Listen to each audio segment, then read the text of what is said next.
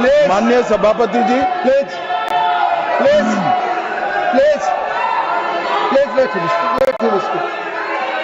No आप अपनी जगह बैठ जाइए प्लीज। आप please take your seats, please take your seats, please take your, nothing is going on. No आप अपनी बात कहेंगे और सरकार का पक्ष नहीं सुनना चाहेंगे। This is not the democratic behave. Please गोला जी बैठिए, प्लीज आप सब बैठिए। नहीं प्लीज मैंने माननीय गृह मंत्री जी को बुलाया बोलने के लिए। प्लीज प्रमोद जी एक मिनट, पॉइंट ऑफ ऑर्डर क्या है आपको बताएं। लेट देम स्पीक, बोलिए पॉइंट ऑफ ऑर्डर क्या है।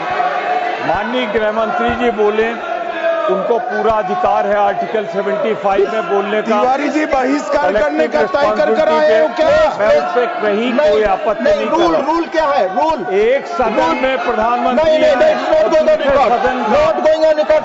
ये सामूहिक जिम्मेदारी है, सरकार की सामूहिक जिम्मेदारी है। माननीय गृह मंत्री जी जवाब देंगे। नो प्लीज माननीय गृह मंत्री जी आप बोले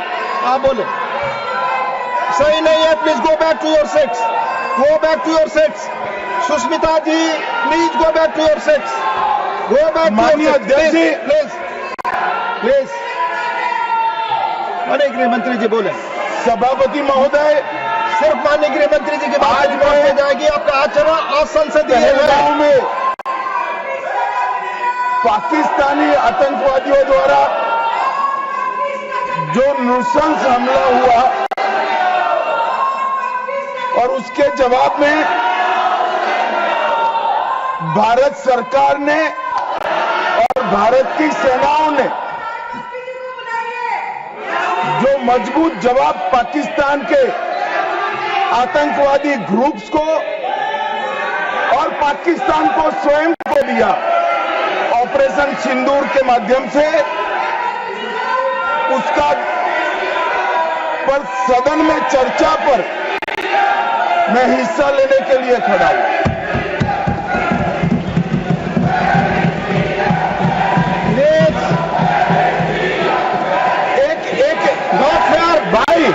एक मिनट सुनो, एक मिनट प्लीज मैं आपका जवाब देना चाहता हूं। हाँ यार एक मिनट सुनो, आप अपनी जगह नहीं करा। प्लीज दिस इज माननीय अध्यक्ष से पूछ रहे पीएम कहा है, इसका जवाब दे रहा हूं। एक मिनट सुनो भाई, आपकी जो डिमांड है उसी का जवाब दे रहा हूं। माननीय अध्यक्ष जी, पीएम साहब इनकी ऑफिस में ही है। उनको ज्यादा सुनने का शौक है क्या? भाई मेरे से निपट रहा है, काहे को प्रधानमंत्री जी को बुला रहे हो? और तकलीफ होगी, ये समझते नहीं है साहब।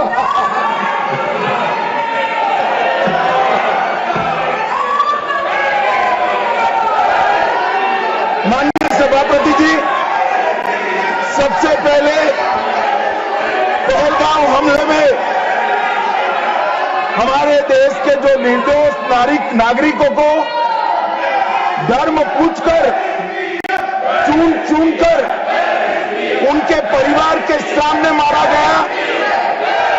मैं उन सभी दिवंगत नागरिकों के परिवार के साथ मेरी संवेदना व्यक्त करता हूं। जब ऑपरेशन सिंदूर के बाद पाकिस्तान ने गोलीबारी करी, वो गोलीबारी में कुछ नागरिक हताहत हुए। वो नागरिकों के परिवारजनों के प्रति भी मैं गहरी संवेदना व्यक्त करना चाहता हूं। माननीय अध्यक्ष जी, ऑपरेशन सिंदूर, ऑपरेशन महादेव, ये दोनों के लिए जिन सुरक्षा बलों ने भारत का सम्मान बढ़ाया है, वो सभी को मैं हृदय पूर्वक बहुत बहुत साधुवाद देना चाहता हूं। मैं सम्माननीय प्रधानमंत्री जी को भी बहुत बहुत अभिनंदन करना चाहता हूं कि इन्होंने देश की 140 करोड़ की जनता की जो इच्छा थी उसका प्रतिघोष करते हुए सटीक जवाब देने की दृढ़ राजनीतिक इच्छा शक्ति बताई। इसके लिए मैं सम्माननीय प्रधानमंत्री जी को भी अभिनंदन करना चाहता हूं। मान्यवर, सबसे पहले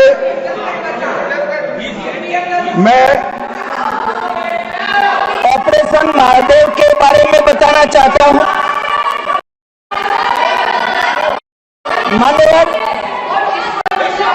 परसों ही प्लीज कश्मीर में प्लीज आपको माननीय नेता प्रतिपक्ष सबने सुना, ये सही आचरण नहीं है आप सबका। Please go back your seats. No माननीय गृह मंत्री जी आप बोले। नहीं, खड़गे जी कुछ कहना चाहते हैं तो 1 मिनट के लिए बताने दीजिए। बताएं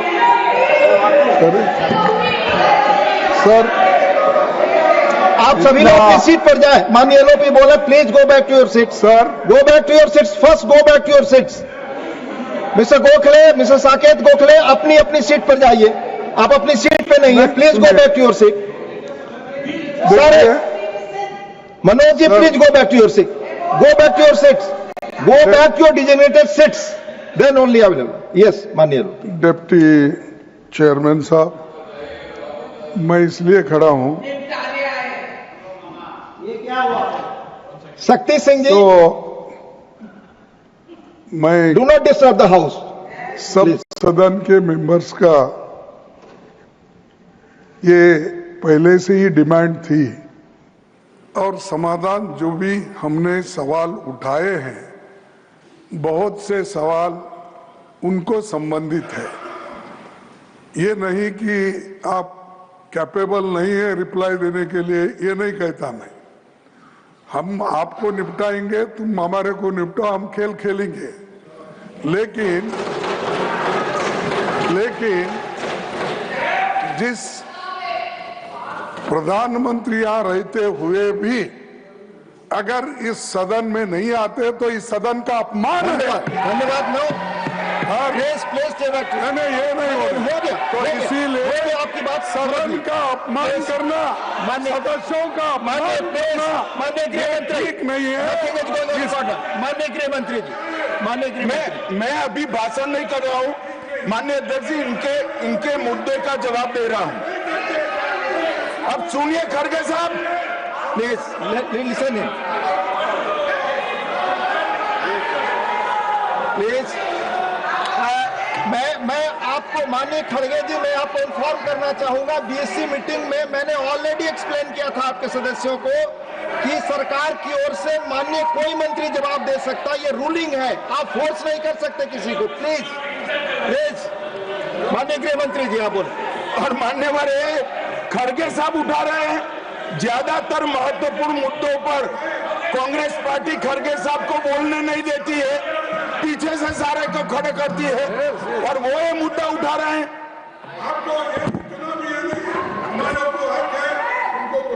आपने बोल दिया। Please please please please let him speak. आपको मौका मिला, आपने बोला। इम्पार्शियल सर आप जज का काम कर, लेकिन आप हर बात को टोकते रहते हो। नहीं, आपको मौका दिया, बोला। अगर ये हम क्या यहाँ खेलने आए क्या? आपने को मौका दिया, आपने बोला। हमारे पास मैंने भी बताया कि मैंने और हर मीटिंग में क्या स्पष्ट किया तो था। आपने बात की, प्रधानमंत्री की बात की, इधर आपका स्टेटमेंट, इसका काउंटर भी लाया हूं मैं। प्रधानमंत्री को यहाँ माने प्लीज मान्यवर, इसीलिए ये विपक्ष की मांग और स्टैंड दोनों उचित नहीं है, क्योंकि बिजनेस एडवाइजरी कमेटी में ये निर्णय लिया गया था, चर्चा आप जितनी चाहोगी करेंगे, जवाब कौन देगा वो सरकार तय करेगी, माननीय प्रधानमंत्री जी तय। मुझे मालूम है मान्यवर ये क्यों जा रहे हैं, मुझे मालूम है मान्यवर मुझे क्यों जा रहे हैं। वो इसलिए जा रहे हैं कि इतने सालों तक इतने सालों तक वोट बैंक प्रोटेक्ट करने के लिए, आतंकवाद को रोकने के लिए इन्होंने कुछ नहीं किया। ये डिबेट सुनी ही नहीं सकते, ये जवाब है सुनने।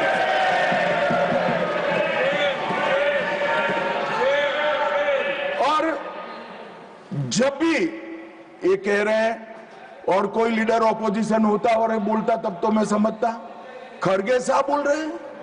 ज्यादातर महत्वपूर्ण चर्चाओं में कांग्रेस पार्टी उनके नेता को, लीडर ऑफ ऑपोजिशन को बोलने ही नहीं देती है। और वो मुद्दा उठा रहे हैं कि माननीय प्रधानमंत्री जी जवाब। मान्यवर, मैं सबसे पहले ऑपरेशन महादेव के लिए बताना चाहूंगा। परसों ही बहुत लंबे समय से चल रहे हुए एक ऑपरेशन का अंत आया और वो ऑपरेशन के तहत 3 आतंकवादी, सुलेमान उर्फे फैजल जट, अफगान और जिब्रान, वो तीनों हमारी सुरक्षा बलों ने इनको मौत के घाट उतारा। मान्यवर, सुलेमान ए श्रेणी का लश्कर ए तैयबा का कमांडर था। उसने पहलगांव हमले में उसकी ही राइफल से गोलियां चली थी। गगनगिर में भी उसकी राइफल से गोलियां चली थी और उसको हमारे सुरक्षा बलों ने कश्मीर छोड़कर पाकिस्तान भागने नहीं दिया। अफगान भी ए ग्रेड का लश्कर ए तैयबा का कमांडर था और जिब्रान भी उच्च आला दर्जे का लश्कर ए तैयबा का आतंकवादी था। मान्यवर, इससे स्पष्ट हो गया है कि ये आतंकवादी हमले में लश्कर ए तैयबा का हाथ था। इसके इशारे पर ही ये घटना हुई थी। और साहब देखिए, प्रधानमंत्री जी ने सेना को जो हुक्म दिया ऑपरेशन सिंदूर में, मैं बाद में बताऊंगा, उसने लश्कर ए तैयबा के हेडक्वार्टर को छिन्न विछिन्न कर दिया।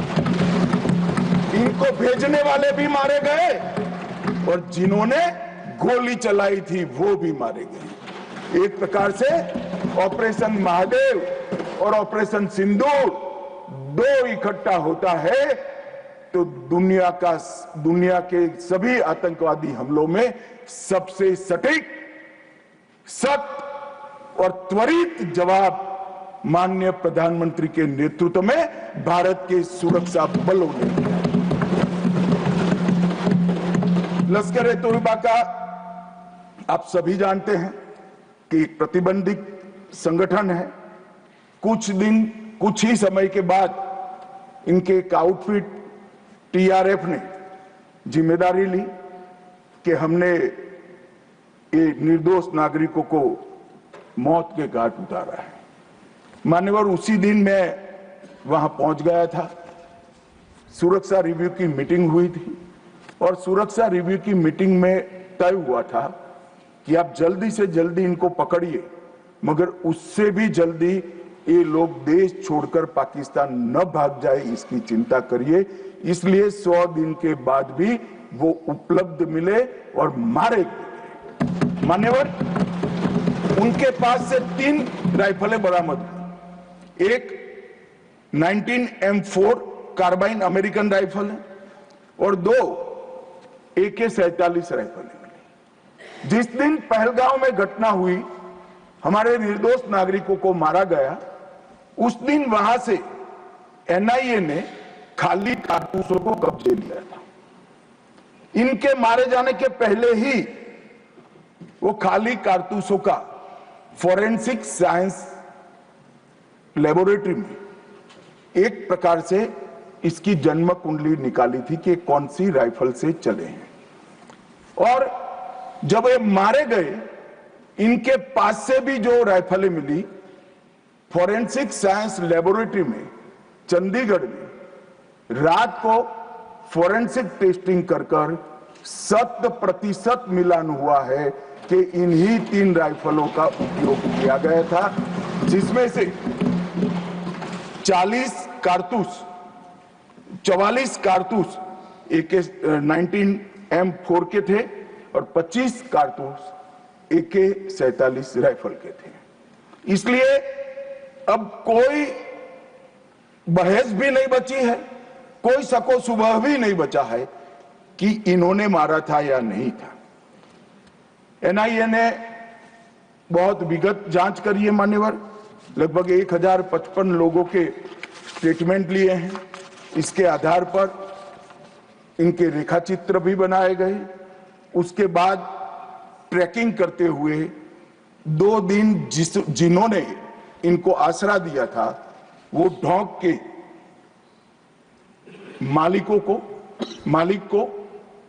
मालिकों को और उनकी वृद्ध माता को भी पूछताछ करी थी। ये जो मृतदेह मिले आतंकवादियों के, उसका परिचय, उसकी शिनाख्त ये तीनों लोगों ने कर ली है। ये तीनों लोगों ने कहा है कि यही आतंकवादी है जो 21 तारीख को हमारे ढोंक में रुके थे और हमसे खाना लेकर गए थे। तो एक और सबूत हमारे पास आ चुका है। चेहरे का मिलान भी कैमरे के माध्यम से बहुत अच्छे तरीके से संतोषजनक रीत से हुआ है। और ये जो सफल ऑपरेशन हुआ मान्यवर, इसलिए मैं सेना, CRPF, Jammu Kashmir police, NIA के अधिकारी और FSL के विद्वान अधिकारियों को बहुत बहुत साधुवाद देना चाहता हूं। और ये जो ऑपरेशन चला मान्यवर, IB द्वारा 22 मई को, मतलब लगभग 1 माह बाद हमें सूचना मिल गई थी कि ये जगह पे टेररिस्ट लोकेट है। उसके बाद IB और मिलिट्री इंटेलिजेंस ने और शिनाख्त करी और लगभग 22 जुलाई को इनके लोरा सेट को ट्रैक करने का काम समाप्त हुआ। एग्जैक्ट पिन पॉइंटेड लोकेशन को आइडेंटिफाई किया गया और फिर एक मीटिंग 4 पैरा, CRPF और जम्मू कश्मीर पुलिस तीनों के अफसरों की हुई और स्ट्राइक किया गया। तीनों आतंकवादी मारे गए हैं। कोइंसिडेंट देखिए मान्यवर, देश भर से मुझे बहुत SMS आए थे, विशेषकर जो मारे गए थे उनके परिजनों का, इनके सर में गोली मारिएगा। जब भी मारे तब तीनों के एनकाउंटर के वक्त तीनों के सर में ही गोली लगा है मान्यवर।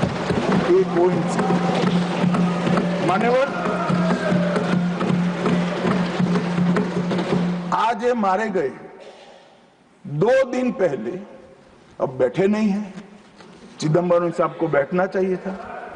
उन्होंने सवेरे मेरे इस्तीफे की मांग के साथ एक प्रश्न उठाया कि भारत सरकार ने ऑपरेशन सिंदूर करा। ऑपरेशन सिंदूर इसलिए कहा कि ये पाकिस्तानी आतंकवादी थे और पाकिस्तानी आतंकवादी थे, इसका आपके पास सबूत क्या है? वो पूरी दुनिया में ऑपरेशन सिंदूर के जस्टिफिकेशन को चैलेंज कर रहे थे। मैं आज इस सदन के माध्यम से श्री चिदंबरम को पूछना चाहता हूं, आप किसको बचाना चाहते थे? पाकिस्तान को, लश्कर तैयबा को, ये आतंकवादियों को? अरे शर्म नहीं आती मान्यवर? और देखिए महादेव करता है तो क्या करता है। जिस दिन सवाल पूछा उसी दिन ये तीनों आतंकवादी ढेर हो गए और जवाब तो घटनाक्रम ने दिया। मगर ये कांग्रेस पार्टी की मानसिकता पूरी दुनिया के सामने चिदंबरम साहब ने उजागर कर दी। हमारी वोट बैंक के लिए हम पाकिस्तान का समर्थन करते हुए भी नहीं डरेंगे। हमारी वोट बैंक के लिए लश्कर तोयबा को बचाने से भी हम नहीं डरेंगे और हमारी वोट बैंक के लिए आतंकवादियों को शेल्टर देते हुए, शाब्दिक शेल्टर देते हुए भी हम नहीं डरेंगे। मान्यवर, ये कांग्रेस की मानसिकता है। और अभी पृथ्वीराज चौहान साहब का इंटरव्यू आ गया, उन्होंने कहा ऑपरेशन का नाम धर्म के आधार पर रखने के अलावा इनको कुछ नहीं आता है। मान्यवर, कांग्रेस पार्टी बैठी नहीं है, उनको मालूम नहीं है हर हर महादेव सिर्फ धर्म का नारा नहीं है। शिवाजी महाराज ने जो मुगलों के खिलाफ लड़ाई लड़ी, स्वतंत्रता की लड़ाई लड़ी, और शिवाजी महाराज की सेना का युद्ध घोष था, हर हर महादेव। और ये प्रतीक है, ये प्रतीक है हर प्रकार के भारत पर के हमले का, भारत की संप्रभुता पर हमले का, और भारत की सीमाओं पर अतिक्रमण के जवाब देने का। और मैं आज यहां से चौहान साहब को भी कहना चाहता हूं कि आप क्या नाम रखना चाहते थे, क्या नाम रखना चाहते, उसका जवाब दीजिए। मान्यवर, ये पूरी चीजों को हिंदू मुस्लिम के दृष्टि से देखते हैं। चौहान साहब का थ्योरी देखे तो आज हमारी सेना के कई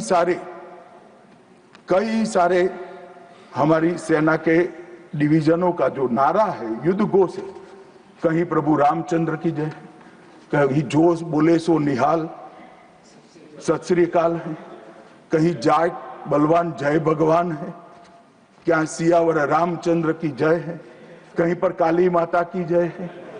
ये सारे उद्घोष आप नहीं स्वीकारते हो, ये भाजपा ने रखे हुए नहीं है मान्यवर।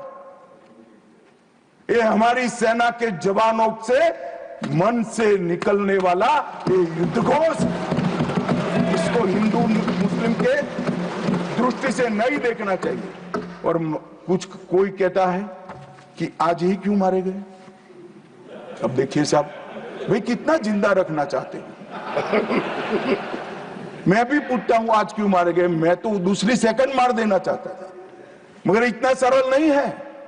जिन ऊंचाइयों पर ये छुपे हैं, जिस प्रकार की निर्जन जगहों पे 22 दिन तक सीआरपीएफ सेना और जम्मू कश्मीर की पुलिस ड्रोन से भेजे हुए खाना खाकर इतनी कठिन परिस्थिति में इनका पीछा कर कर मारा है, और आप मुहूर्त पूछ रहे हो क्योंकि क्यों नहीं मानना है आज? क्योंकि आज राहुल गांधी का भाषण था। इस तरह से नहीं चलता है मान्यवर। पूरे देश की जनता कांग्रेस पार्टी को देख रही है। इनकी प्रायोरिटी देश की सुरक्षा नहीं है, राजनीति है। उनकी प्रायोरिटी आतंकवाद को समाप्त करना नहीं है, अपनी वोट बैंक है। उनकी प्रायोरिटी हमारी सीमा की सुरक्षा नहीं है, उनका सेक्युलर और अपीसमेंट का पॉलिटिक्स है मान्यवर। मगर हम इससे इत्तेफाक नहीं रखते मान्यवर। आज मैं ऑपरेशन सिंदूर के बारे में भी बताना चाहता हूं। 22 अप्रैल को हमला हुआ। 22 अप्रैल को ही मेरी प्रधानमंत्री जी से बात हुई। वो विदेश थे। लगभग 2-2:30 बजे के सुमार पे बात हुई। मैं शाम होने से पहले ही श्रीनगर पहुंच गया था। दूसरे दिन सुबह सुरक्षा बैठक उसी रात को कर दूसरे दिन सुबह जहां मृतदेह थे वहां जाकर उनको श्रद्धांजलि देने के लिए गया। मान्यवर, वो मेरे जीवन का ऐसा दिन है जो मैं कभी नहीं भूल सकता। एक 6 दिन की शादी, एक बच्ची ने जिसकी शादी को 6 दिन हुए हैं, वो विधवा होकर हमें पूछती थी कब इसका बदला लिया जाएगा। मान्यवर, सब लोग क्षुब्ध थे, ना पानी पिया था, ना चाय पी थी, ना पीने की स्थिति थी। मैं मेरे जीवन में वो दृश्य नहीं भूल। आज भी वो दृश्य आ जाता है तो नींद से खड़ा हो जाए, इस प्रकार की वेदना होती है मान्यवर। ऐसा जघन्य अपराध कभी नहीं हुआ। धर्म के नाम पर पूछकर चुन कर इनके परिजनों के सामने मरे, छोटी बच्चियां, छोटे बच्चे, वृद्ध मां, उनकी पत्नियां, उनकी बहनें, इस सब के सामने मारा गया। और क्यों मारा गया? क्योंकि वो संदेश देना चाहते थे कि टेररिज्म से मुक्त हम कश्मीर को नहीं होने।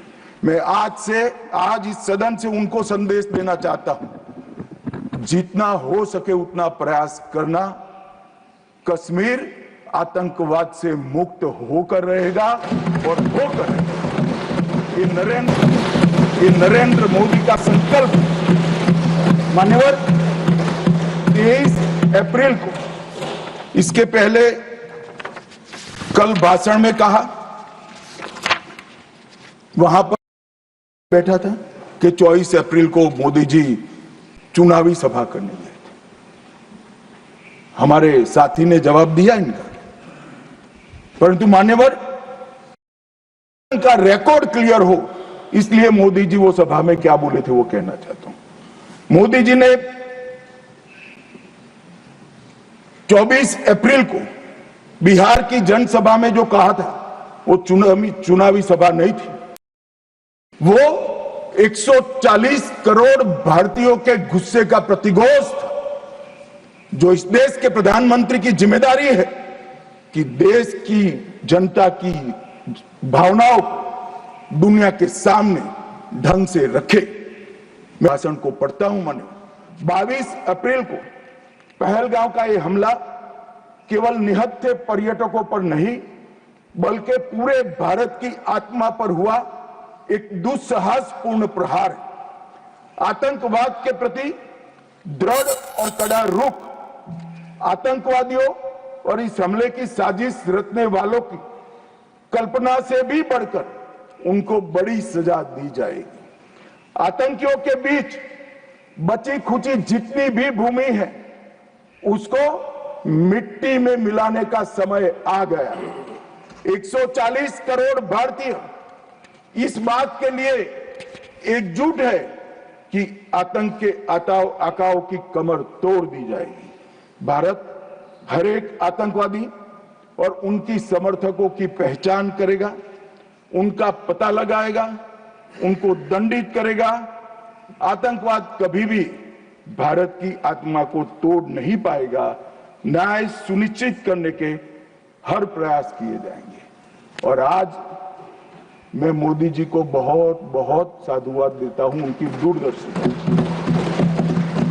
उनका बोला हुआ एक एक शब्द आज सच हुआ है। उन्होंने कहा था आतंकवादियों की बची खुची जमीन मिला देंगे, मिट्टी में मिला देंगे। साहब, उनके ट्रेनिंग के बाद मिट्टी में मिले हैं, इनके हेडक्वार्टर मिले हैं, उनके लॉन्च पैड भी मिट्टी में मिलकर जमीन दोस्त। उन्होंने कहा कि इनके आकाओं को नहीं छोड़ेंगे। मैं बाद में लिस्ट पढ़ता हूं। इनको भेजने वालों को भी हमारी सेनाओं ने मिट्टी में मिला दिया। उन्होंने कहा आतंकवादियों को भी नहीं छोड़ेंगे। ऑपरेशन महादेव ने वो तीनों आतंकवादियों को समाप्त कर दिया। मान्यवर, ये एक प्रकार से मोदी जी ने कहा हुआ वाक्य, एक प्रकार से मोदी जी ने कहा हुआ वाक्य हमारी सेना, हमारी वायुसेना, हमारी जल सेना और सभी पैरामिलिट्री फोर्स और जम्मू कश्मीर पुलिस ने उसको अपना कर्म का रास्ता बना दिया और कठोर दंड देने का काम किया है। मान्यवर, 23 अप्रैल को ही एक सीसीएस की मीटिंग बुलाई गई। सीसीएस की मीटिंग में कठोर संदेश देने का काम न केवल पाकिस्तान को, पूरी दुनिया को, कि भारत की सीमा और भारत की सेना, भारत के नागरिक और भारत की संप्रभुता इसके साथ खिलवाड़ नहीं करते, वरना परिणाम भुगतने पड़ते हैं। माननीय उन्होंने तय किया सीसीएस की बैठक में 1960 की जवाहरलाल नेहरू के द्वारा की गई एक तरफा पाकिस्तान के फायदे वाली सिंधु जल संधि को तत्काल प्रभाव से रोक लिया जाए। मान्यवर, ऐतिहासिक फैसला है। हम सब वर्षों से मानते थे कि हिंदू जल संधि एक तरफा है, हमारा पानी 80% वहां नहीं जा सकता। मान्यवर, वहां तक कि वहां से गाद निकालने की भी परमिशन, उनकी कैनाल बनाने के पैसे भी भारत ने भेजे। और मान्यवर, ये पानी पर अधिकार है भारत के किसानों। कश्मीर, पंजाब, हरियाणा, राजस्थान और दिल्ली का पीने का पानी अब कुछ ही समय में सिंधु के माध्यम से राजस्थान तक पहुंचेगा। एकीकृत जांच चौकी अटारी की जो चल रही थी उसको हमने बंद कर दिया। सार्क वीजा समाप्त कर दिया। 24 घंटे में सारे पाकिस्तानी नागरिकों को हमने वापस भेजना शुरू कर दिया। नई दिल्ली स्थित पाकिस्तानी उच्चायोग में रक्षा, सैन्य, नौसेना और वायुसेना के सलाहकारों को अवांछित व्यक्ति घोषित किया गया और दोनों उच्चायोग में स्टाफ को कम करा दिया गया, 55 से घटकर 30 करा दिया और सीसीएस ने संकल्प लिया कि भेजने वाले और कृत्य करने वाले दोनों को दंडित किया जाएगा। इसके लिए सेना को खुली छूट देने का काम सीसीएस ने। ये पूछ रहे थे कल क्या हुआ, कैसे हुआ। सीसीएस के फैसले जो है वो मीडिया में आए थे, मगर उनको पढ़ना नहीं है, क्योंकि सारे जो फैसले लिए वो उनके द्वारा किए हुए निर्णयों को रद्द करने के और उनकी नीतियों के खिलाफ जो निर्णय हुए वो है। मान्यवर, 30 अप्रैल को सशस्त्र बलों को ऑपरेशनल फ्रीडम देने का काम प्रधानमंत्री जी ने किया कि रक्षा मंत्रालय और सेना दोनों मिलकर तय करेंगे टारगेट क्या होगा, तरीका क्या होगा, स्थान क्या होगा और समय क्या होगा। और इसको हमारे सेना के जवानों ने इसको बहुत बखूबी निभाया। मान्यवर, मैं तीनों सेनाओं को इस सदन के इस चर्चा में बहुत बहुत सम्मान के साथ साधुवाद देता हूं। 7 मई को रात को 1:04 पर पाकिस्तान के 9 आतंकी अड्डों को ध्वस्त कर दिया।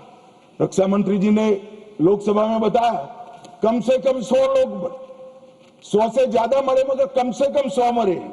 और मान्यवर, लश्कर तैयबा, जैसे मोहम्मद और हिजबुल मुजाहिदीन, ये तीनों के हेडक्वार्टर को ध्वस्त करने का काम नरेंद्र मोदी सरकार ने किया, हमारी सेनाओं ने।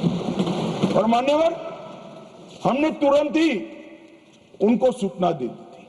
हमने उनको बताया मरकज सुभानअल्लाह बहावलपुर, मरकज तैयबा मुरीद के Mehmoona Joya camp Sialkot, Sarjal camp Sialkot, Sawai Nala camp Muzaffarabad, Syedna Bilal camp Muzaffarabad, Gulpur camp Kotli, Barnala camp Bhimber और अब्बास कैंप कोटली, उसको हमने समाप्त कर दिया है, तोड़ दिया है।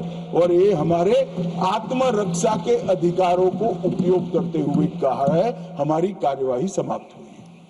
मैं बाद में आता हूं, ये पाक ऑक्यूपाई कश्मीर क्यों नहीं लिया, ये क्यों नहीं करा, वो क्यों नहीं करा। पहले तो वो सोचते थे कि कुछ ही नहीं होगा, हो गया तो ये क्यों नहीं हुआ।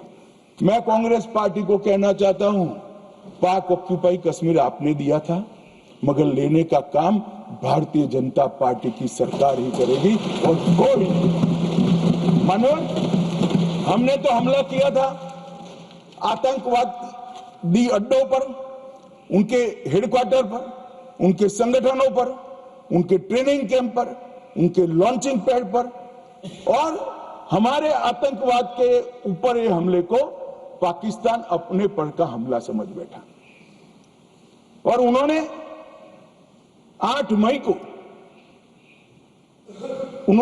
मई को अपने रिहायशी इलाकों पर गोलीबारी, हमारे सेना के इंस्टॉलेशन पर मिसाइल शो, ड्रोन फेंके, कोई पहुंच नहीं पाया। मगर नदी की सीमा में गोलीबारी से निर्दोष नागरिक जो घूम रहे थे वो हताहत हुए। मान्यवर, फिर भी भारत ने संयम रखा। उन्होंने गुरुद्वारा तोड़ा, हम कुछ नहीं बोले। उन्होंने मंदिर तोड़ा, कुछ नहीं बोले।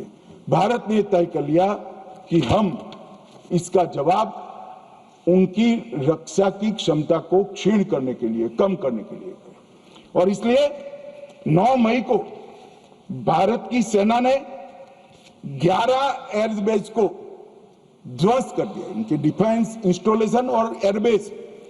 8 airbase Nur Khan, Murid, Sargodha, Rafiqui, Rahim Yar Khan, Jacobabad, Sukkur, Bholari, 6 radar system Sukkur, Lahore, Arifwala, Chunian, Jacobabad और नयाचौर, और surface to air guided missiles की सिस्टम लाहौर और ओकारा की।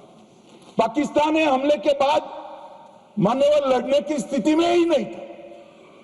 ये पूछ रहे हैं किसके कहने पर समाधान हुआ, किसके कहने पर समाधान हुआ, किसी के कहने पर समाधान नहीं हुआ। पाकिस्तान घुटनों के बल हमारे डीजीएमओ को फोन किया कि भाई बंद करो। पहले से हमारा मकसद युद्ध का नहीं था, ना पाकिस्तान के अवाम को हम नुकसान करना चाहते थे।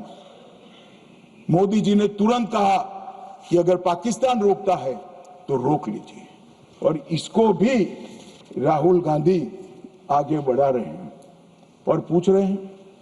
कुछ लोगों ने आशंका की कि कौन मरा वहां। मान्यवर, उनको मालूम नहीं है।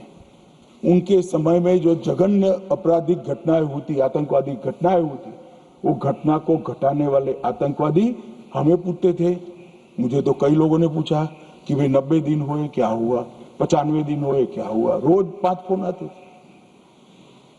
मगर उनके समय में जो बड़ी बड़ी आतंकवादी वारदातें हुई थी, मुंबई 10 ब्लास्ट से लेकर मुंबई पर हमले की, उसके आरोपी आतंकवादी हमारे ऑपरेशन सिंदूर में मारे गए। मान्यवर, ऑपरेशन हाफिज मोहम्मद जमील जैसे मोहम्मद का प्रमुख, मौलाना मसूद का बड़ा बहनोई, मुदस्सर खादियान मरकज तैयबा का प्रभारी, मोहम्मद हमजा जमील जैम और ऑपरेटिव मसूद अजहर का भतीजा, मोहम्मद यूनुस अजहर जैसे मोहम्मद का अमीर, मोहम्मद हसन खान जैम ऑपरेटिव, मोहम्मद हसन वो गंभीर रूप से घायल हुए हैं, जैम का वास्तविक प्रमुख अब्दुल मलिक, खालिद अबू अक्स और नोमान मलिक, ये सारे इतने घायल हुए हैं कि अब कुछ कर नहीं सकते।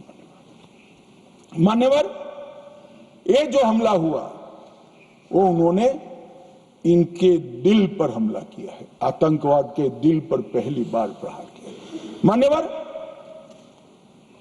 पहले भी हमने सर्जिकल स्ट्राइक करी, एयर स्ट्राइक करी। एक प्रकार से सर्जिकल स्ट्राइक और एयर स्ट्राइक दोनों पाक ऑक्यूपाई कश्मीर में थी। मेरे जैसे लोग तो मानते हैं कि हमारी भूमि पर ही हमने हमला किया था, क्योंकि पाक ऑक्यूपाई कश्मीर ये सदन के द्वारा स्वीकारा हुआ संकल्प है कि पाक ऑक्यूपाई कश्मीर भारत का है। मगर पहली बार पाकिस्तान की सरहद में जाकर हमारी सेना ने पराक्रम दिखाया है और आतंकवादियों के अड्डों को, उनके ट्रेनिंग कैंप को और उनके लॉन्चिंग पैड्स को खत्म करने का काम किया है।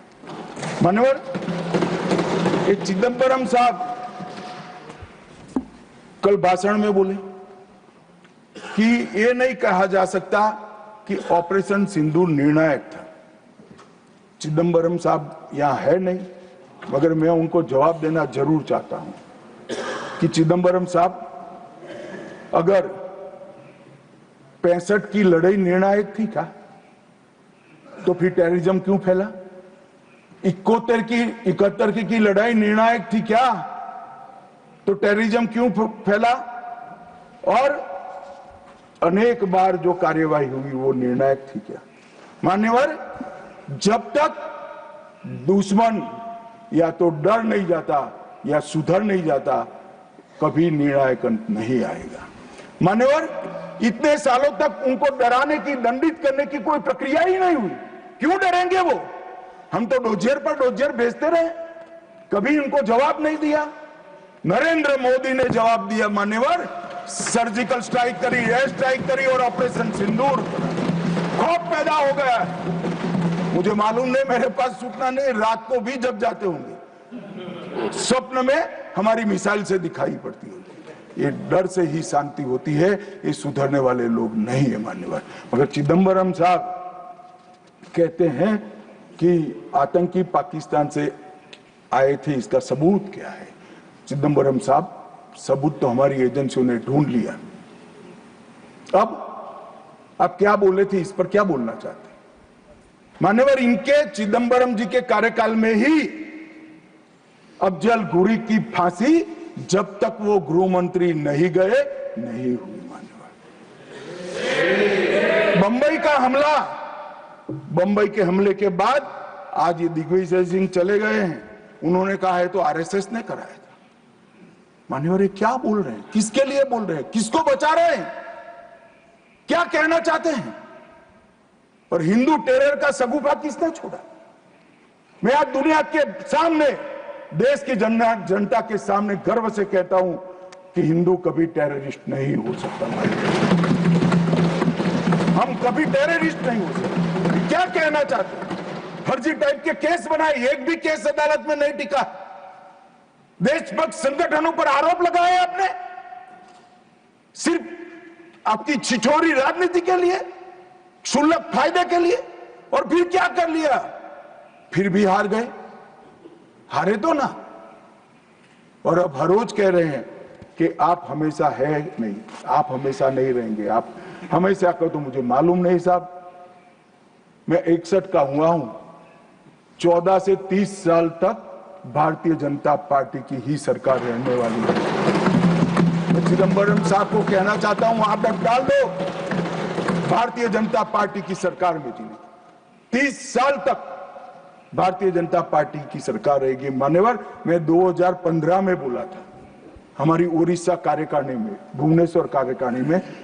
अब ये 5 साल गिन लो तो 15 तो हो ही गए और 15 भी हो जाएंगे। मान्यवर, भारतीय सेना के लिए कभी भी इन्होंने तैयारियां नहीं की। चीन के कई जवानों ने चीन की लड़ाई के बाद लिखा, हमारे पास बंदूक छोड़िए, कारतूस छोड़िए, नमक, चीनी और माचिस भी उपलब्ध नहीं थी। घनघोर ठंड में पहनने के लिए हमारे लिए ठंड के कपड़े भी नहीं थे। मान्यवर, आज वही सेना ब्रह्मोस से लैस है। आकाश उनके मिसाइलों को तोड़ देता है मान्यवर। और पाकिस्तान की पूरी एयर डिफेंस सिस्टम हमारी सेना आधे घंटे में उसको मलबे में बदल कर रख देती है। मान्यवर, ये नरेंद्र मोदी के शासन में, मोदी जी के शासन में 11 साल में परिवर्तन। गोली नहीं बना पाते थे। मैं बाद में बताता हूं। लाखों करोड़ों का सामान हम बना रहे, विदेश में भेज रहे हैं, एक्सपोर्ट कर रहे हैं। हमारी सेना का काफी सारा कई सारी चीजें हमने ब्लैकलिस्ट कर दी, इंपोर्ट नहीं कर सकते। और R&D के लिए एक बहुत बड़ा इकोसिस्टम बनाने का काम देश के प्रधानमंत्री नरेंद्र मोदी ने किया है।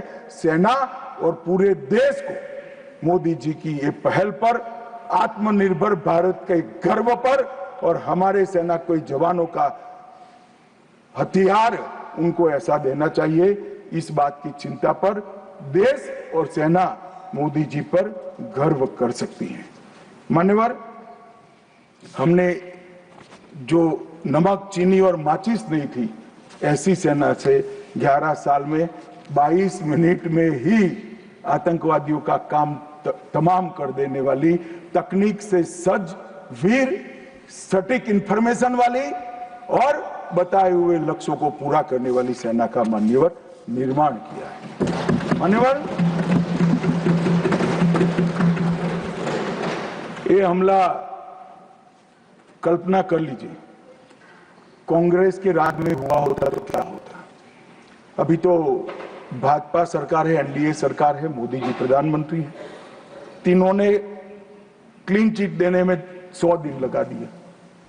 अगर कांग्रेस की सरकार होती तो पाकिस्तान को तुरंत क्लीन चिट मिल जाएगा। रक्षा मंत्रालय की जगह विदेश मंत्रालय काम करता।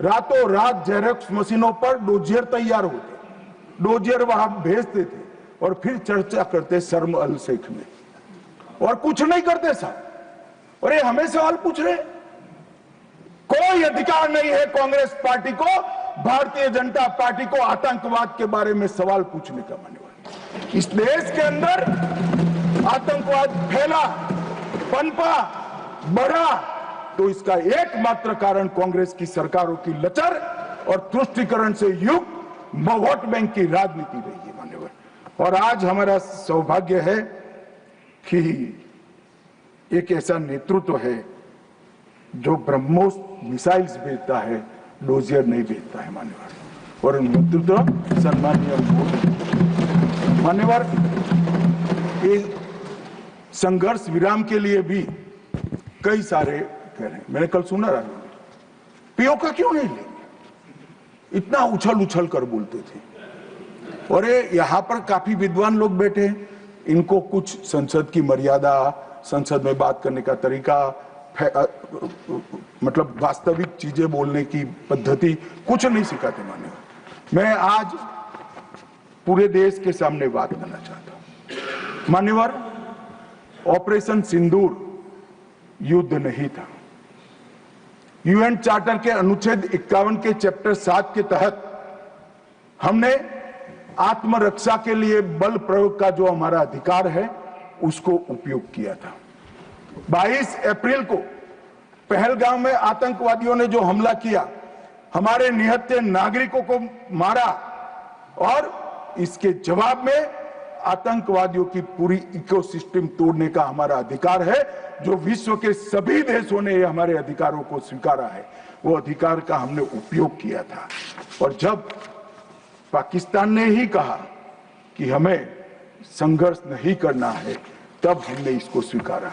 और कहते थे, मैं बाद में बताऊंगा मान्यवर, वो हमें कहने लगे कि भाई क्यों करा, ये ले लेते वो ले लेते। मैं बाद में जब आपके समय में जो घोषित युद्ध हुए, ये तो घोषित युद्ध नहीं था मान्यवर, मगर घोषित युद्ध हुए कांग्रेस के समय में, इसमें आपने क्या किया है वो बाद में मैं मान्यवर बताता हूं। उसके पहले मैं आतंकवाद के परिदृश्य पर, जम्मू कश्मीर का आतंकवाद का परिदृश्य और देश का परिदृश्य, इस पर बताना चाहता हूं। मान्यवर, कांग्रेस देश की सबसे पुरानी पार्टी है और सबसे ज्यादा शासन भी कांग्रेस और उनके साथियों ने देश पर किया है। उनके समय में हमारे प्रधानमंत्री नरेंद्र मोदी जी को 3 नासूर मिले आंतरिक सुरक्षा की दृष्टि से। पहले कश्मीर का आतंकवाद, नॉर्थ ईस्ट की इंसर्जेंसी और वामपंथी उग्रवाद नक्सलवाद, ये 3 नासूर मिले। और 30 से 40 वर्ष तक ये नासूर भारत की धरती को रक्त रंजित करते रहे। न जाने कितने लाल हमारे सेना के, सीआरपीएफ के, बीएसएफ के, सीआईएसएफ के मारे जाते रहे, शहीद पर शहीद। न जाने कितने निर्दोष किसान, न जाने कितने निर्दोष नागरिक आतंकवाद, इंसर्जेंसी और वामपंथी उग्रवाद की भेंट चढ़े, मगर कुछ नहीं हुआ।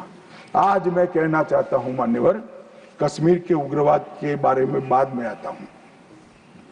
नॉर्थ ईस्ट इंसर्जेंसी और वामपंथी उग्रवाद दोनों क्षेत्र में हिंसा में 75% की कमी लाने का काम नरेंद्र मोदी। मैं इस पर बहुत ज्यादा बोलना नहीं चाहता क्योंकि आज ये विषय नहीं है, परंतु कश्मीर के अंदर जो आतंकवाद था वो मैं इस पर जरूर बोलना चाहता हूं। मान्यवर, इसका कारण क्या था? इसके कारण के मूल में जाना चाहिए। जब से कश्मीर का सृजन हुआ, धारा 370 बनाई गई। किसने बनाई? कांग्रेस पार्टी ने बनाई। इसका समर्थन और इतने लंबे समय तक किसने चला? कांग्रेस ने चला है। मान्यवर, इसका स्वरूप क्या था? धारा 370 और 35 से क्या कहती? कश्मीर का एक अलग ध्वज होगा, कश्मीर का एक अलग संविधान होगा, और 5 अगस्त 2019 तक ये अलग ध्वज और अलग संविधान चलते रहे। हमारी पार्टी के पहले राष्ट्रीय अध्यक्ष श्यामा प्रसाद मुखर्जी ने इस धारा 370 के लिए अपना बलिदान देने का काम किया, उनकी हत्या की। और क्या हुआ? इससे हमेशा अलगाववाद को पोषण मिलता रहा कि हम भारत के बाकी राज्यों जैसे नहीं है, हमें कुछ और मिल सकता है, हमारा तो संविधान अलग है, हमारा राष्ट्रध्वज अलग है। तो हर युवाओं को बरगाले, उनको उकसाने का मौका हमने पाकिस्तान, और कश्मीर के अंदर पहले अलगाववाद की बात हुई, फिर आजादी की बात हुई, और वो ही आतंकवाद का मूल बना मान्यवर। और इसके बाद धार्मिक कट्टरता बढ़ाने वाले सारे संगठन इनकी तुष्टीकरण की नीति के कारण चलते रहे। मान्य जमायत इस्लामी, कई सारे संगठन जो बच्चों में, युवाओं में, किशोरों में धार्मिक कट्टरता बढ़ाते रहे, अलगाववाद बढ़ाते रहे, चलने दिया, चलने दिया, चलने दिया। बैन लगाएंगे तो हमारी वोट बैंक नाराज हो जाएगी। मान्यवर, इसके साथ साथ पाकिस्तान ने टेरर ग्रुप बनाए और ये टेरर ग्रुप के प्रवक्ता, इसका नाम है हुर्रियत कॉन्फ्रेंस। हर टेरर ग्रुप ने अपना एक ग्रुप, सिविलियन ग्रुप बनाया, इसके साथ चर्चा करते रहे और उनके परिणाम स्वरूप यहां आतंकवाद बढ़ता गया। मान्यवर, मैं आज स्वर्गीय शम्मी कपूर को भी कोट करना चाहता हूं। शम्मी कपूर जी, मैं पार्टी का अध्यक्ष था तब मिलने आए थे। उन्होंने कहा, अमित भाई, मेरा जब गोल्डन पीरियड था, मेरा साल का 30% टाइम कश्मीर में जाता था, इतना शूटिंग होता था कश्मीर, और मैं वहां के लोगों को मिला हूं। प्रोग्रेसिव सोसाइटी थी, महिलाएं प्रोग्रेसिव थी, धर्मनिरपेक्ष बात करते थे, सूफी संतों की बात करते थे, वहां पर कश्मीरी पंडित भी मिलते थे। आज मैं देख रहा हूं कि वो बच्चियां पथराव कर रही है। क्या हो गया, किसने बिगाड़ा? तब मैं इसके नीचे गया था मान्यवर, तब मालूम पड़ा कि ये जमाते इस्लामी ने पूरी शिक्षा, प्राथमिक शिक्षा पर कब्जा जमा कर रखा था और बच्चों के दिलो दिमाग के अंदर जहर घोलना शुरू किया। तब जाकर स्थिति हुई। मगर कोई भी कभी भी ये कांग्रेस इसके मूल में नहीं गई और मान्यवर धीरे धीरे ये बढ़ता गया।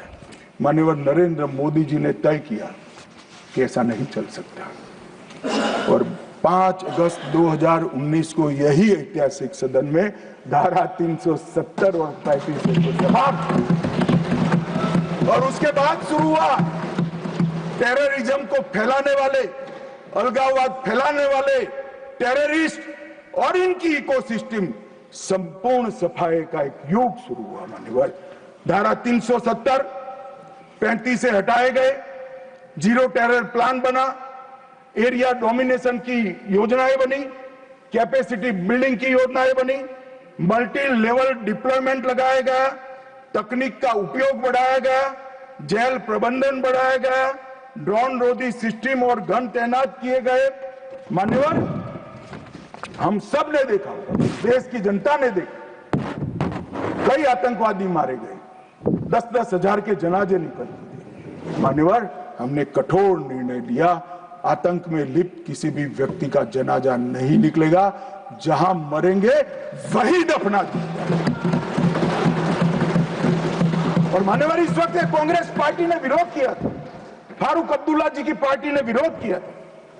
आतंकी समर्थन को चूर चूर कर नौकरियों से निकाला गया, पासपोर्ट और गवर्नमेंट कॉन्ट्रैक्ट के हेतु इनको अघोषित किया गया। 75 पाकिस्तानी समर्थक सरकारी कर्मचारियों को ड्यू लीगल प्रोसेस से बर्खास्त करा दिया गया। बार काउंसिल सस्पेंड कर भारत के संविधान को मानने वाली बार काउंसिल प्रस्तावित की गई। यूएपीए अदालतों की स्थापना हुई और लगभग मई 22 से लेकर मई 25 तक 2267 प्रकरण यूएपीए के दर्ज हुए। इनकी पूरी टेरर फाइनेंस की इकोसिस्टम को ध्वंस किया। एनआईए और ईडी ने बहुत अच्छी कार्रवाई की, कई एसओपी बनाई गई और 347 संपत्तियों को जब्त कर दिया गया। एक और जमाते इस्लामी और ऐसे संगठनों को हमने बंद करने का काम किया और दूसरी ओर मान्यवर इनकी इकोसिस्टम को भी हमने समाप्त कर दिया। मैं आज इस सदन के रिकॉर्ड के लिए बैन किए हुए संगठनों का लिस्ट पढ़ना चाहता हूं।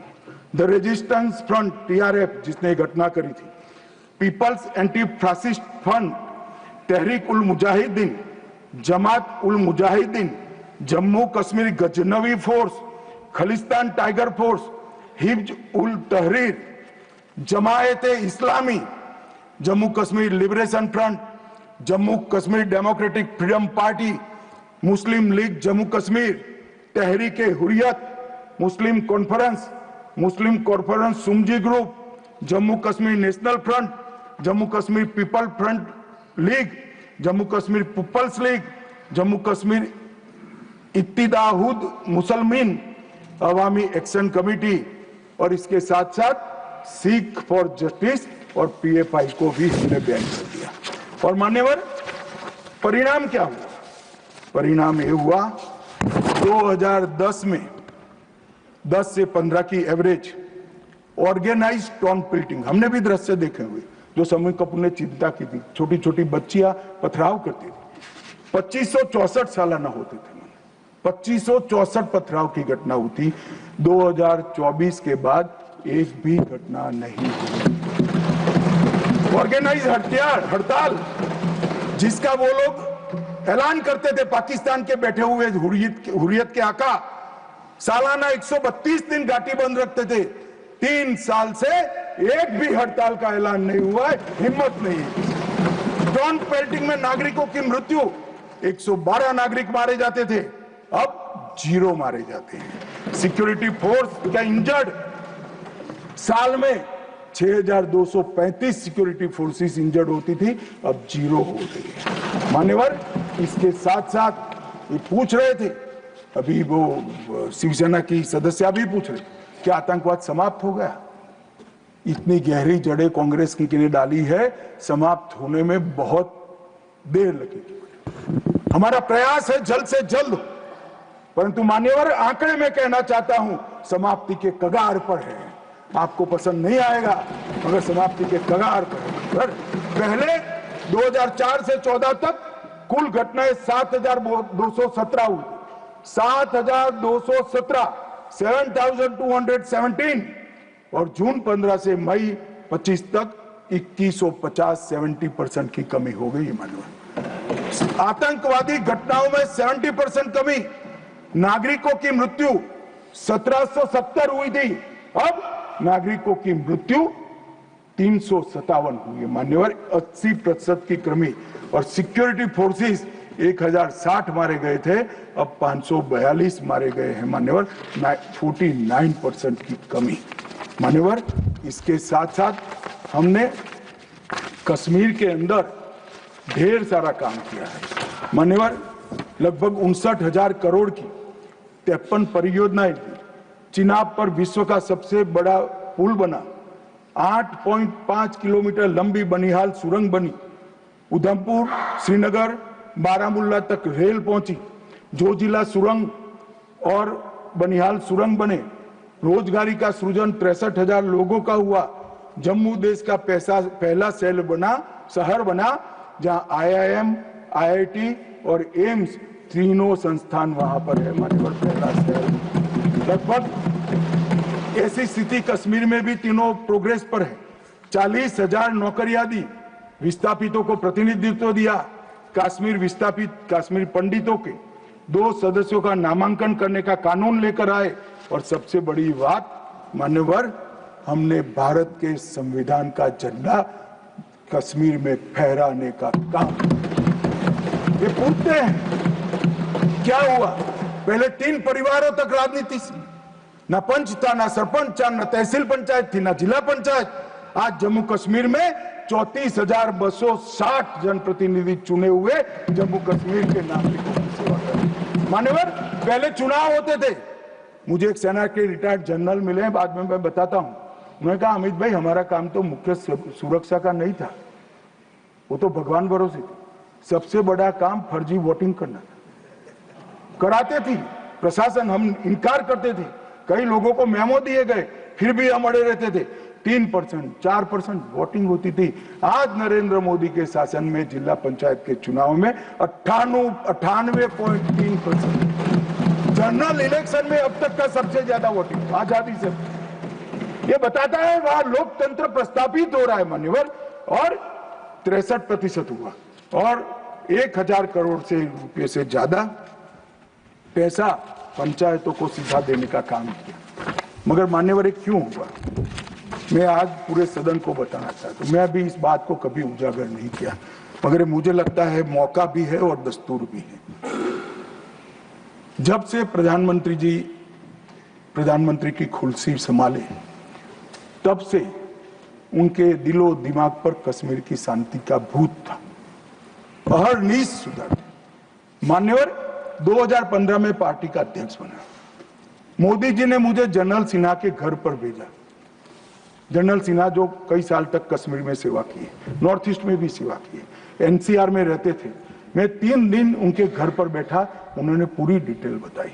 फिर कश्मीर से जुड़े हुए 25 लोगों की अलग अलग सूची दी। इनके साथ मैंने घंटों चर्चा की थी और मोदी जी ने भी अनेक लोगों को बुलाकर चर्चा की। अगर मोदी जी करते हैं वो बताते नहीं, मगर मुझे कुछ तो मालूम है क्योंकि काफी सरपंच को मिले थे। इनकी मिनट्स मेरे पास आई थी। पार्टी की दृष्टि से युवाओं से मिले थे, धार्मिक नेताओं से मिले थे, जम्मू के लोगों को मिले, घाटी के लोगों को मिले और नेशनल कॉन्फ्रेंस के एमपीओ को भी मिले थे। और ढेर सारा मंथन 2014 से चलता था। वो मंथन अंत में कश्मीर के अंदर आज मैं विश्वास के साथ कह रहा हूं साहब, आतंकवाद समाप्ति के कगार पर है। आतंकवाद समाप्ति के कगार पर। एक जमाना था कि पाकिस्तान को आतंकवादी पाकिस्तान से भेजने ही नहीं पड़ते, हमारे कश्मीर के युवा हाथ में हथियार उठा लेते। मगर आज मैं 6 माह का रिकॉर्ड इस सदन को बताता हूं। 6 माह में आतंकवादी संगठनों में एक भी कश्मीरी युवा की भर्ती नहीं हुई है और जो मारे जा रहे हैं वो सारे पाकिस्तान। क्योंकि जम्मू कश्मीर के अवाम ने मोदी जी की नीतियों को स्वीकारा है। पहले कभी नहीं हुआ सर कि आतंकवादी कोई बड़ा कृत्य करते थे, घाटी में इसका विरोध होता है। मैं आज घाटी की जनता को, जम्मू की जनता को बहुत बहुत साधुवाद देना चाहता हूं। एक भी गांव ऐसा नहीं था घाटी का जहां ये पहलगाम हमले का विरोध नहीं। और जब तिरंगा घर पर फहराने की बात होती है, जिनके बच्चे आतंकवाद की भेंट चढ़ गए, वो मां बाप भी तिरंगा फहराते हैं। और मान्यवर, आतंकवाद पर तो कांग्रेस को बोलने का अधिकार ही नहीं है। मान्यवर, मैं आज सदन के सामने डिटेल रखना चाहता हूं। अटल जी की सरकार ने निर्णय किया था कि आतंकवाद को समाप्त करें। काफी मंथन हुआ। मंथन के बाद तय हुआ कि मजबूत कानूनी संरचना खड़ी करनी पड़ेगी जिससे इनको सजा कराई जाए। कानूनी संरचना खड़ी करने के लिए पोटा का कानून लाना, एक कांग्रेस पार्टी ने विरोध किया। मैं आज वो है नहीं, मगर पूछना चाहता हूं, पोटा का कानून का विरोध किसको बचाने के लिए किया था? खैर, उन्होंने तो विरोध किया, राज्यसभा में गिर गया। अटल जी का संकल्प मजबूत था, भाजपा का संकल्प मजबूत था। पोटा कानून संयुक्त सदन सेशन में पारित कर दिया गया और पोटा का कानून आया, इसका अमल शुरू। मान्यवर, एक कांग्रेस पार्टी ने इसके एक घोषणा पत्र में लिखा कि हम पहली कैबिनेट में पोटा का कानून रद्द कर देंगे। अब मैं तो कई बार ऐसा सोच ही नहीं सकता, तो मुझे लगा ये झूठ मूठ का वादा कर रहे। और मान्यवर देखिए, पहली कैबिनेट में ही इन्होंने पोटा के कानून को रद्द कर दिया। और कांग्रेस टेररिस्ट की बात करी, टेररिज्म की बात करी, आप तो उसका पोषण करने वाली पार्टी हो। मान्यवर, इसके बाद क्या हुआ? 2005 में रामलल्ला के टेंट पर हमला हुआ। मंदिर उस वक्त नहीं बना था। मुंबई लोकल ट्रेन में 7 धमाके हुए, 187 लोग मारे गए। डोडा में हमले हुए, 34 हिंदू मारे गए। हैदराबाद में धमाके हुए, 44 लोग मारे गए। 2005 रामलल्ला का टेंट, 2006 मुंबई ट्रेन, डोडा 2006, 2007 2 बम धमाके हैदराबाद में, 44 लोग मारे गए। 7 यूपी में धमाके हुए, 13 लोग मारे गए। 8 रामपुर सीआरपीएफ कैंप पर हमला हुआ। 2008 आर्मी के काफिले पर हमला हुआ, 10 नागरिक मारे गए। 2008 आतंकी हमला हुआ, 246 लोग मारे गए। 2008 जयपुर में 8 बम धमाके। 2008 अहमदाबाद में 21 बम धमाके। 2008 दिल्ली में 5 बम धमाके। 2010 जर्मन बेकरी बम धमाका। 2010 वाराणसी में बम धमाका। 2011 मुंबई में बम धमाका, 3 लोग मारे गए। एक भी वर्ष खाली नहीं गए मान्यवर।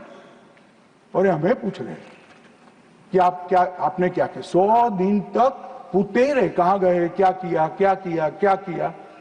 अब मुझे बताओ भाई, 2005 से शुरू कर 2011 तक आपने क्या किया, कांग्रेस पार्टी ने क्या किया, कौन से कानून लाए, कौन से कदम उठाए, और कब जाकर पाकिस्तान पर सर्जिकल स्ट्राइक, एयर स्ट्राइक और ऑपरेशन सिंदूर का आपने प्रयोग किया। ये जवाब कांग्रेस पार्टी को, देश की जनता को देना पड़ेगा।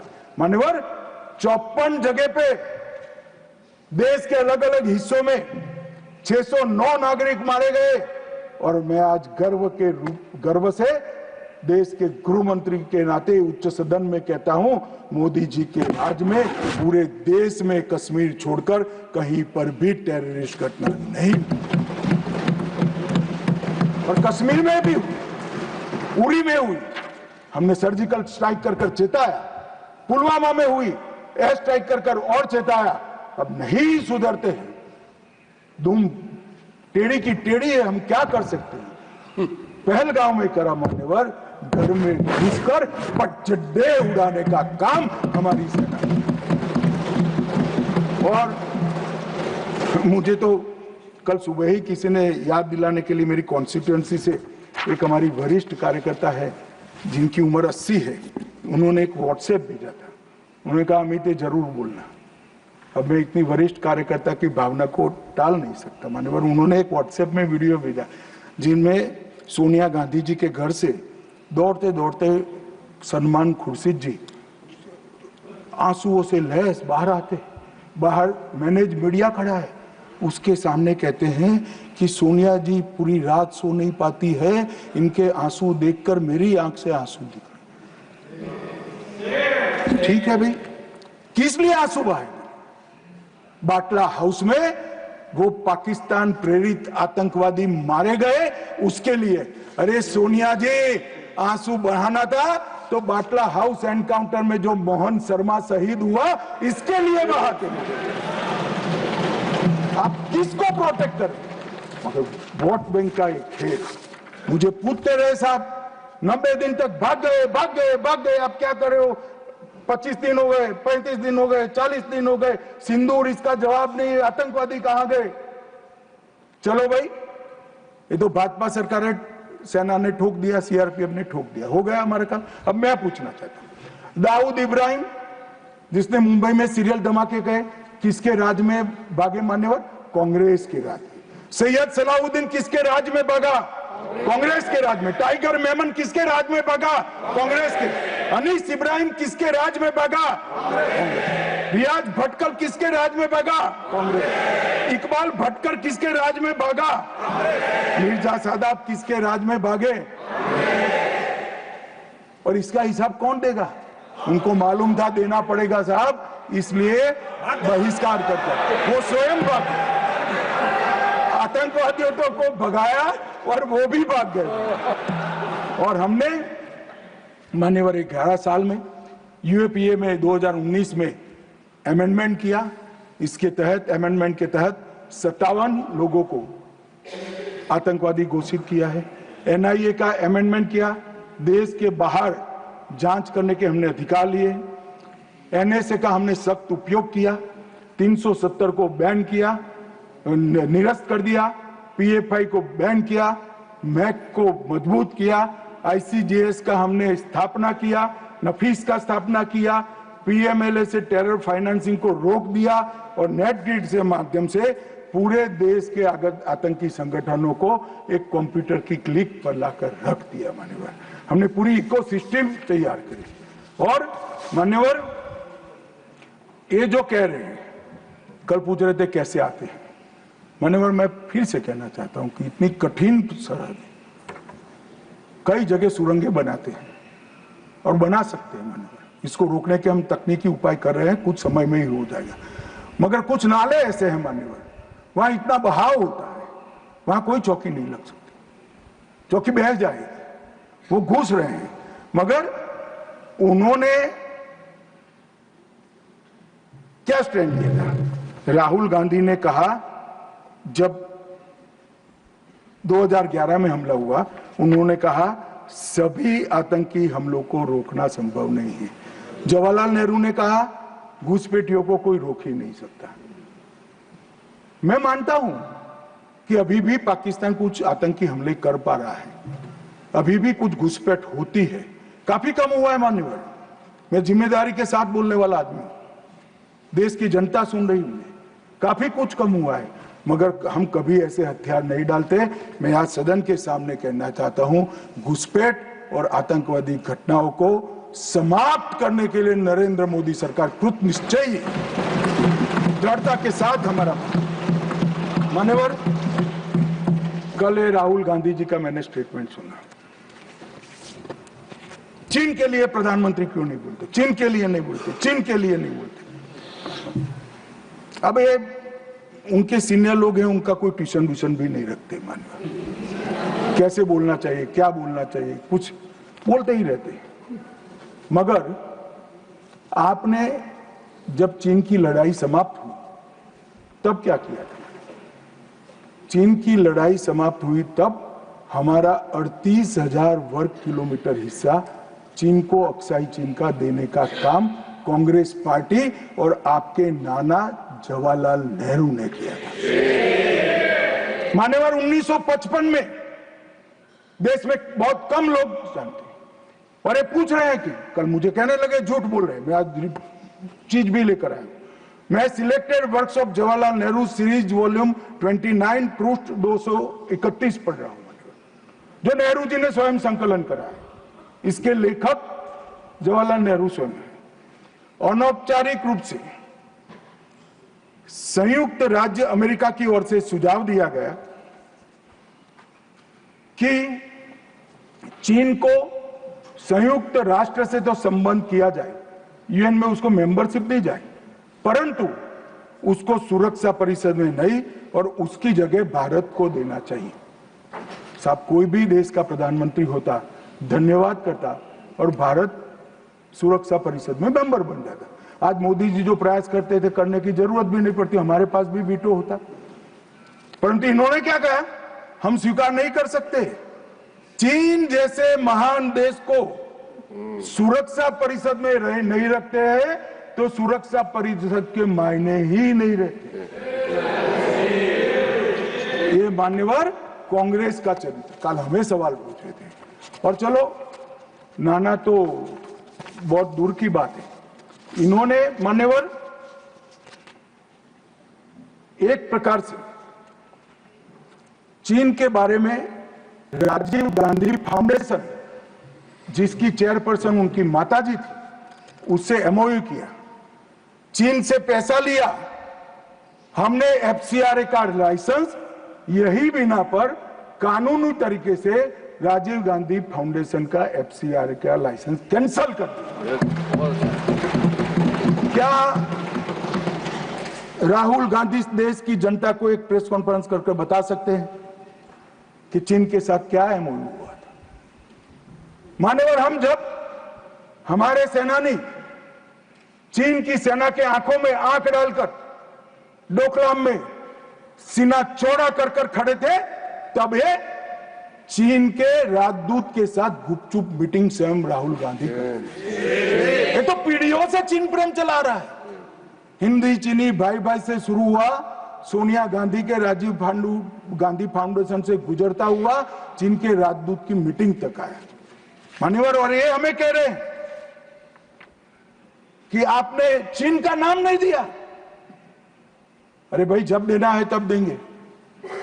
और हमारे विदेश मंत्री ने बहुत मजबूती के साथ इसका जवाब दिया।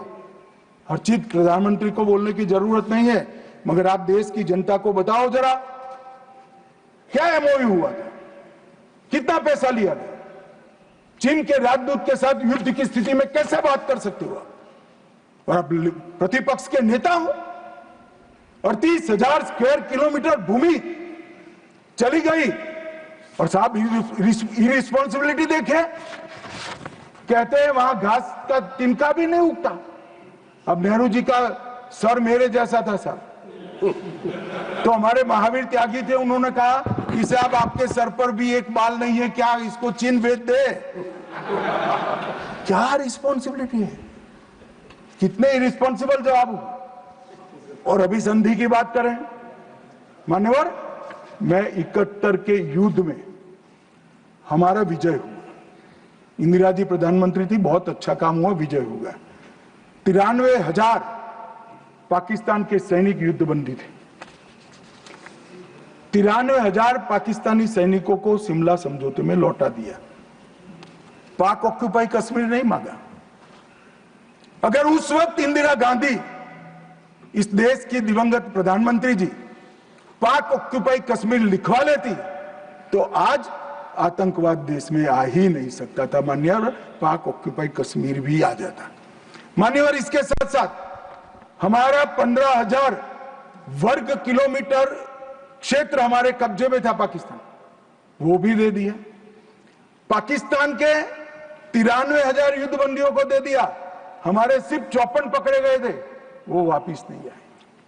आज भी इनके परिवारजन उनकी राह देख रहे हैं। मान्यवर, क्या संवेदनशीलता है, क्या समझौता किया आपने। और साहब, जनरल मानेकशॉ, जिनको 71 युद्ध का आर्किटेक्ट कहा जाता है, उन्होंने एक इंटरव्यू में कहा था, जनरल मानेकशॉ के इंटरव्यू में कहते हैं, शिमला में भुट्टो ने भारत के नेतृत्व को मूर्ख बनाया। वो इंटरव्यू अंग्रेजी में, इसलिए मैं कोट अनकोट पढ़ाता हूं। I told her, into bracket उन्होंने छापा है Indira Gandhi, that I told her that he, into bracket Bhutto, I told her that he has made monkey out of you. और ये हमें पूछ रहे संधि क्या, हमने तो युद्ध ही घोषित नहीं करा था, संधि किस चीज की भी। हमारा एक लिमिटेड एग्रेशन था, टेररिज्म पर हमारा हमला था, और हमारे आत्मरक्षा के अधिकार का उपयोग करते हुए, और ये हमें पूछ रहे हैं। चिंता मत करो राहुल गांधी, पाक ऑक्यूपाई कश्मीर की चिंता है ना, भारतीय जनता पार्टी ही ला देगी पाक ऑक्यूपाई। आप नहीं ला पाए, कांग्रेस पार्टी नहीं ला पाई, हमें लाए। और मान्यवर, पाक ऑक्यूपाई कश्मीर छोड़िए, पाकिस्तान की रचना ही कांग्रेस पार्टी ने की थी। मैं कम से कम इतना तो जिम्मेदारी के साथ कह सकता, मैं उस वक्त निर्णायक स्थिति में होता तो भारत माता के टुकड़े कभी सिग्नेचर नहीं करता। उम्र हो गई थी, जल्दी थी, प्रधानमंत्री बनना था, देश के टुकड़े टुकड़े करते, आज तक देश पछता है। मान्यवर, आतंकवाद के मुद्दों पर अंतर्राष्ट्रीय मंचों में हमारी देश की फजीहत कर, मुंबई अटैक के बाद शर्म अल शेख सम्मेलन हुआ, जिसको पूरी दुनिया की डिप्लोमेसी में बलूचिस्तान ब्लंडर के नाम से जानते हैं।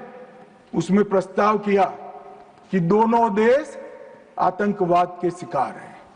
अब भला दुनिया में कोई पाकिस्तान को आतंकवाद का शिकार कह सकता है क्या? लोग हमारे मरे हैं, जवान हमारे मरे हैं, और आपने उनको पाकिस्तान को सर्टिफिकेट दे दिया मान्यवर। और भारत पाकिस्तान के आधिकारिक बयान में भी बलूचिस्तान का जिक्र किया। इनका आंतरिक मामला था मान्यवर, हमारा कोई लेन देन नहीं है।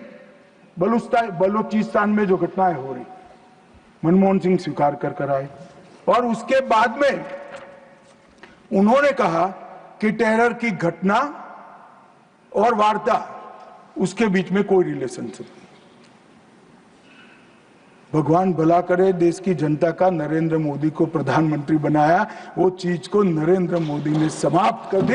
जब तक टेररिज्म नहीं रुकता है, वार्ता नहीं हो सकती। मान्यवर, आज ये लोग जो बोल रहे हैं, विदेश नीति पर सवाल उठा रहे हैं, मैं उनको कहना चाहता हूं कि मोदी जी को G20 कई सारे देशों को मिला है। राजीव गांधी फाउंडेशन में एक स्टडी करा दो, हर देश में हुआ G20 और भारत में हुआ G20। हर देश की राजधानी में जाता है। मोदी जी G20 को हर राज्य में ले गए माननीय। हमारी संस्कृति, हमारी क्षमताएं, हमारा पावर, हमारा लोकतंत्र पूरी दुनिया के सामने रखने का काम नरेंद्र मोदी ने किया और पूरी दुनिया स्वीकार कर रही है कि पूरे अब तक के G20 सम्मेलन में सबसे सफल G20 सम्मेलन है। और मान्यवर, इसीलिए पूरी दुनिया में कई सारे राष्ट्राध्यक्ष है। मान्यवर, किसी भी देश के राष्ट्राध्यक्ष को 27 देशों का सर्वोच्च नागरिक सम्मान, और ये विदेश नीति की बात है, 27 देश अपने सर्वोच्च नागरिक सम्मान से नरेंद्र मोदी को सम्मानित करते हैं। भाई साहब, ये सम्मान नरेंद्र मोदी जी का नहीं है, भारत के प्रधानमंत्री का है, भारत की 140 मोदी जी ने देश को सम्मान दिला है, देश की 140 करोड़ जनता को गौरवान्वित किया है। तो मोदी जी का नेतृत्व जो है माननीय, भावुक नहीं है। भावुक नेतृत्व होता है वो रोने भी लगता है, कई बार शकम भी हो जाता है। मोदी जी का नेतृत्व संवेदनशील भी है, निर्णायक भी है और दृढ़ भी है। मैंने देखा है कोरोना 370 ऑपरेशन सिंदूर, ये सारा छोड़ दो। कोरोना में मैंने देखा है इससे बड़ी आफत इस सहस्त्राब्दी में भारत पर नहीं आई।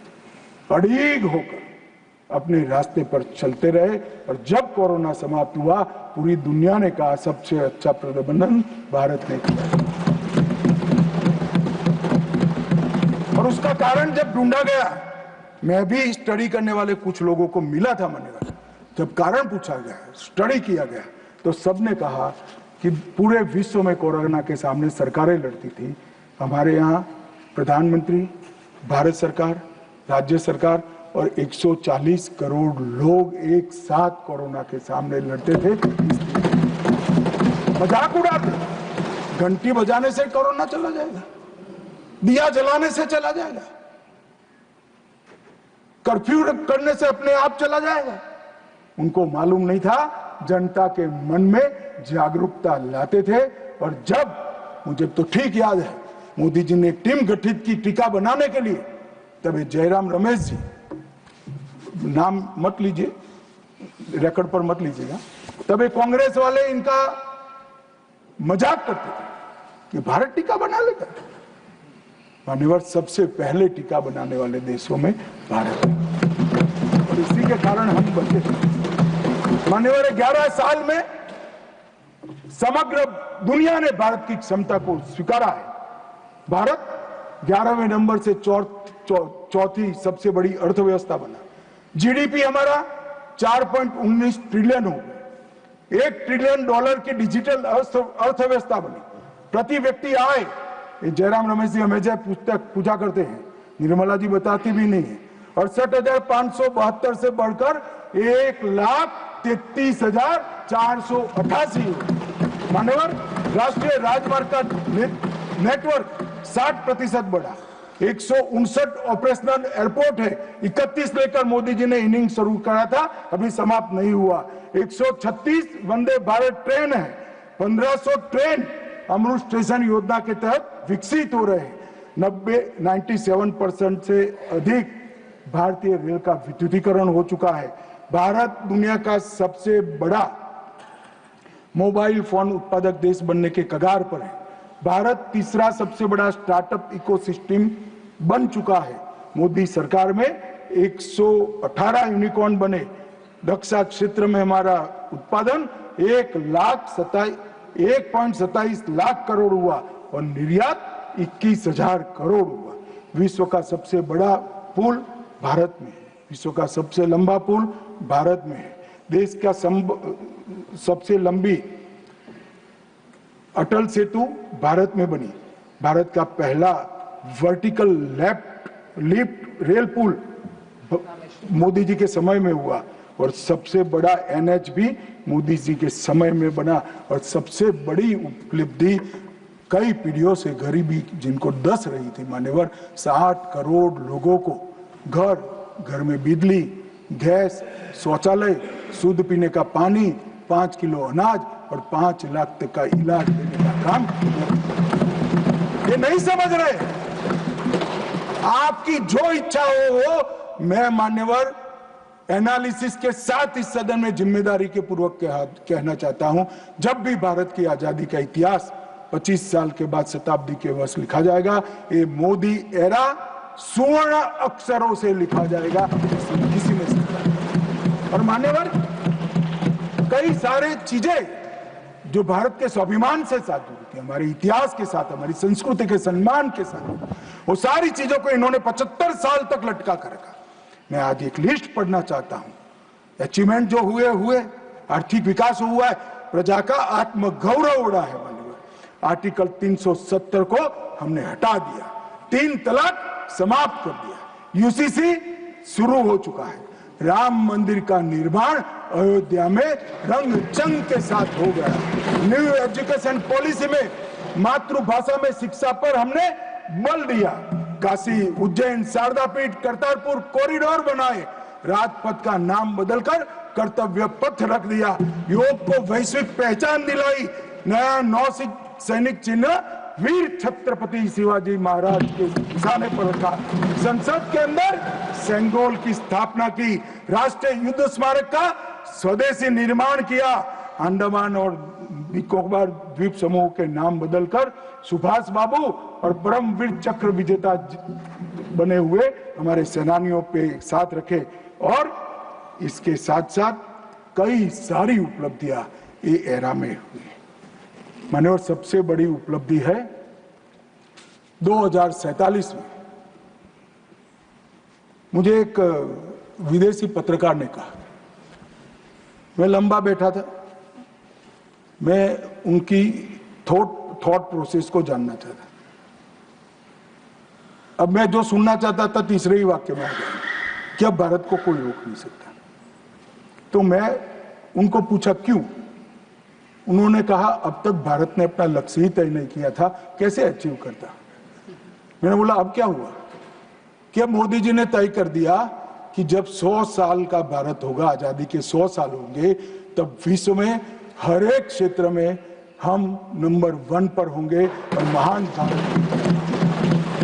और मान्यवर, मुझे मालूम है मोदी जी का भाषण, मोदी जी का संदेश आज 140 करोड़ भारतीयों का संकल्प बना हुआ है, और मुझे विश्वास है 140 करोड़ भारतीयों पर और हमारे युवाओं पर। शायद हमें से काफी लोग 2047 में नहीं होंगे, परंतु 2047 में जो भी भारतीय होंगे वो देखेंगे कि विश्व में भारत नंबर 1 बन चुका है। मान्यवर, भारत को नंबर 1 बनना है तो हमारी बाहरी सुरक्षा और आंतरिक सुरक्षा बहुत महत्वपूर्ण है। ऑपरेशन सिंदूर की चर्चा में मैं देश की जनता को कहना चाहता हूं, युद्ध होता है तो हमला वहां पर से भी होता है, यहां से पर से एक भी हमला ऐसा नहीं जाएगा जिसका जवाब दिया नहीं जाएगा, और आतंकवाद को हम समाप्त कर रहेंगे। 31/3/26 को नक्सलवाद समाप्त हो जाएगा, इसमें किसी को शंका नहीं। अंत में जिन सदस्यों ने इसमें हिस्सा लिया है, बहुत सम्मान के साथ उनका धन्यवाद कर और फिर से एक बार ऑपरेशन महादेव में जिन्होंने हिस्सा लिया है वो सभी को पूरे सदन की ओर से और व्यक्तिगत मेरे रूप से बहुत बहुत साधुवाद देता हूं।